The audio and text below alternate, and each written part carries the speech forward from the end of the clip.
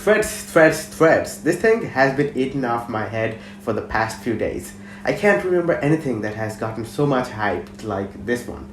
So, hello guys, you are watching Tech Elementum, and I am just as curious about Threads as you are. So, Meta has been there for the world in tough times. Like when TikTok got banned, they had Reels.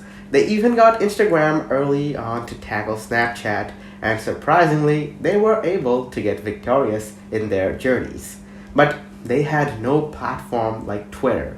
So, in the dark time of Twitter, Meta is here to seal the deal with Threads.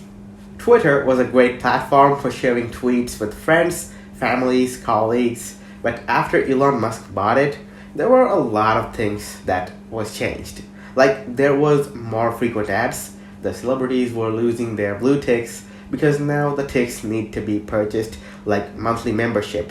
Moreover, there were so many bot accounts making so much bot activities around, and reports were not working because guess what? The bots have blue ticks on them. So Twitter was just not as it was used to be. So that's why our people person, Mark Zuckerberg, made an entrance with Threads. And the timing was very nice because people were desperate. I mean, so desperate that it got 30 million users in the first 24 hours. Can you believe it? And to prevent bot activity, Meta has made Threads only Instagram sign-upable. So guess what? Without bot accounts and multiple accounts, only using Instagram sign-up, there are 30 millions in 24 hours. So here's the ultimate question.